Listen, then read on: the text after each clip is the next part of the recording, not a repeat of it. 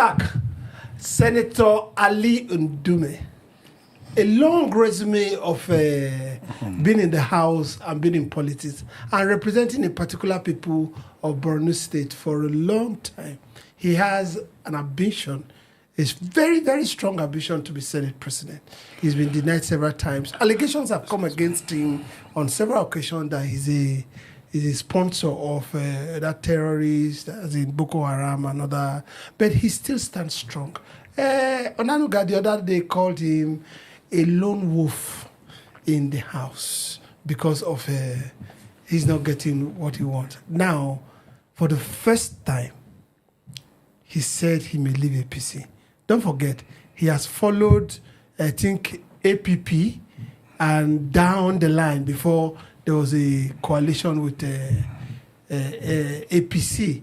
He has not been someone that frolic among political parties, you know. But now he said that the Tinubu government is not addressing a lot of things and that he may just consider the opposition that is coming. Though we also know that he has had some talks with them, he's been frolicking with all of them, Amechi and the co. Now, do you think he will make his threats known? Well, you can't be too certain what anybody will do in the future. But from his body language so far, he appears to be strongly dissatisfied with what is going on.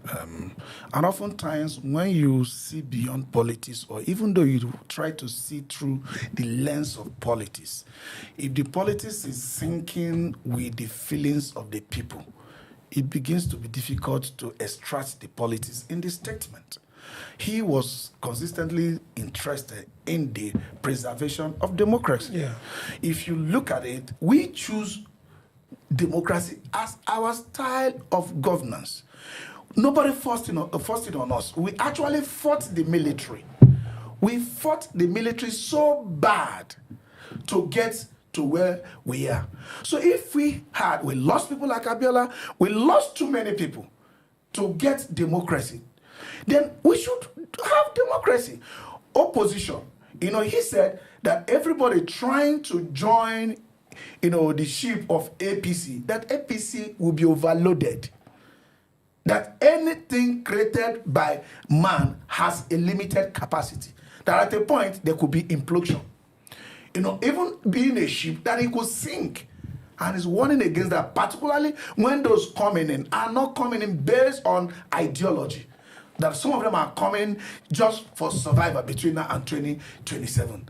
That there could be implosion. And that implosion can even go beyond APC. It can get into the nation, just like what we discussed before. Imagine gagging the entire nation. And people get frustrated and violence erupts, which we don't want. Nobody will be safe. There's no safer then. All of us, even you that is going to collect tenement rate, stealing people, you won't be able to come out that day. When there is a, I'm telling you, large spectrum of violence, you won't collect tenement rate. Yeah. You will do nothing. You won't collect tax. Even law enforcement agents can't arrest anybody. Because it's lawlessness. Because there will be lawlessness. You can't. ICPC can't arrest anybody. NDLA can't arrest anybody. EFCC can't arrest anybody. Even your office, you run inside. Police will pull off their uniform. That's if you are able to get to the Police office. will pull off their uniform. This is what they are warning. It is not in any way hatred for Asiwaju. Asiwaju is a man of opposition. He understands this. He's telling him that there's a limit to anything. This is not a hatred for the president. It is rather love for democracy. If there's no election, then what are you talking about? Then why did we choose democracy? That's what Ali Ndume is talking about. Yeah, granted, there could be personal animosity. I don't know about that. That's why I said, when your personal ideology sinks with what is happening, it becomes difficult to say, oh, he's speaking just politically. Ali Ndume, a warning to Nigerians. Yes, Ali Ndume has been a critic of his own political party, that is a government, since the inception of this government, even though it was seen actively in bringing the government and putting the leadership of the National Assembly, where he served right now, in place. Within weeks, he disagreed with the leadership of the Senate, and since then, he's been in the opposition. Ali Ndume is not saying something that is new, but what is not clear from his statement is whether his personal ambition is what is driving him or his love for the country. You know, like you said in your opening speech, Ali Ndume has been accused in the past of harboring Boko Haram and also sponsoring Boko Haram. He has not purged himself of that, but in spite of that, the same government made him the Senate Committee Chairman on Defense and Army. You know, if this person you accused, though he has not been convicted in law court, he has not been proven otherwise, but if the person has a questionable character, why give him such responsibility? Yeah. And if Onanuga said because he's no woman, because he hasn't got to what he wanted, I think it's not far from the truth. Ali Ndume is not enjoying the best of time in the National Assembly at this point in time.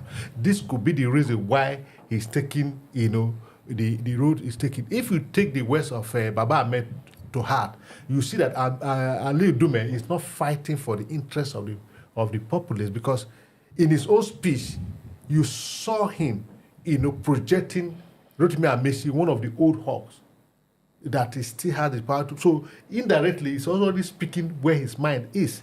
You know, I've always said, when people make statements, we should check their character and check the content of the statement and why those statements are being made.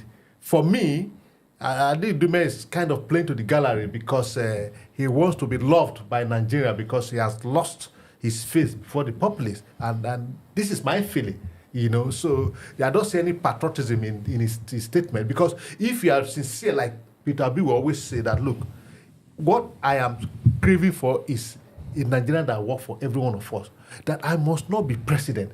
Ali Ndume had not finished saying one thing. The next thing he said that Rotimi Amaechi is still very fit to lead this country. In other words, it's possible he's already teaming up with Rotimi Amaechi if either one will be presidential candidate and the other will be, you know, a vice presidential candidate. So I don't want to take him serious in terms of being a patriot. Okay, one of the things about you is that you always look at things from the other side of the angle, which is very good, really. You know, I would encourage, you know, I said it clearly that, you know, when your personal statement syncs with what is happening, it begins to be difficult to, you know, say this is this or this is that, because you are probably not a prophet, and oftentimes it might not go by your feeling. I would want a situation where the government goes ahead of all these people, okay? And ensure, let me tell you, ensure the opposition thrives. There are two tiers of responsibility.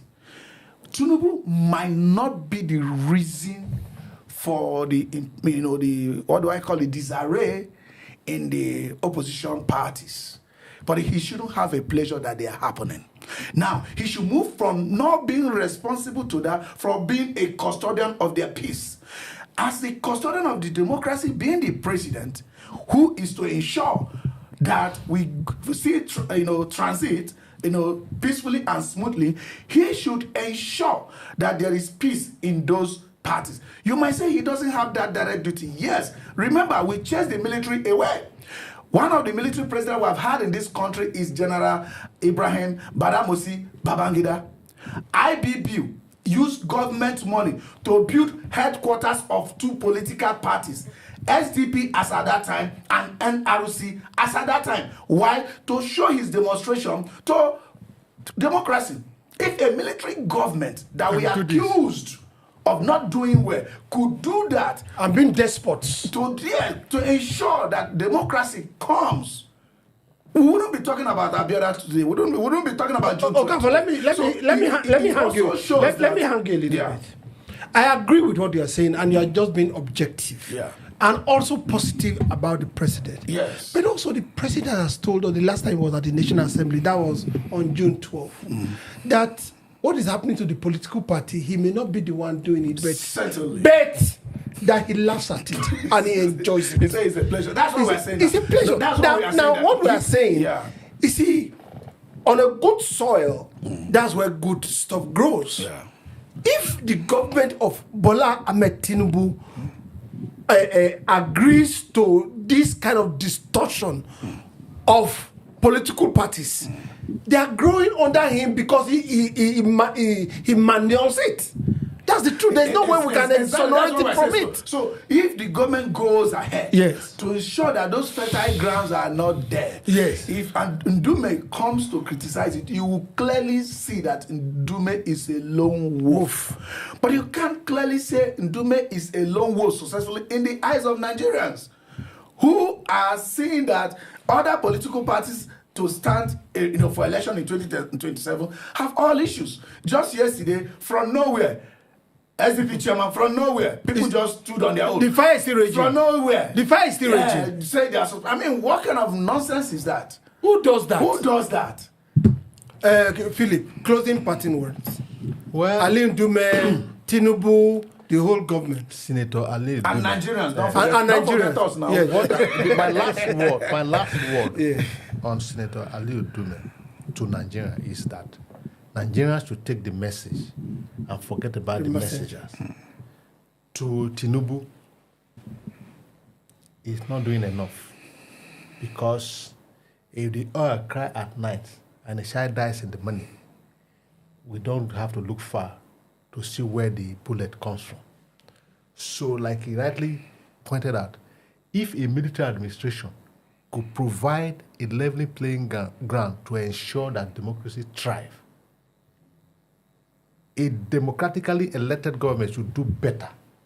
But what we're seeing is far from what a democratically elected government should do. Like somebody rightly said yesterday, that even the days of Obasanjo, when the Fed PDP were, doing the worst thing, that the Obasanjo government never in any way go into other political party to cause mayhem, like we're seeing now. Like he said, as it is today, if we say we should go for election, no other political party can submit name to INEC. It's either there's no chairman, or there's secretary, or there's a problem here, or two chairmen. Or two chairmen. So which of them do we take? It's not done anywhere. So the president, Mr. President, should come clean. Ensure that political parties have their peace. You can perform and let your performance re-elect you. Not your performance should not be on distorting the political parties. They are democratic institutions. You should allow them to thrive. I remember this movie where you have a shark and a tortoise. The tortoise is always advising the shark. And one of them was that it said, tomorrow yesterday is history. Today is present. That's why they call it gift. So I looked at Philip very well. He looks like the tortoise.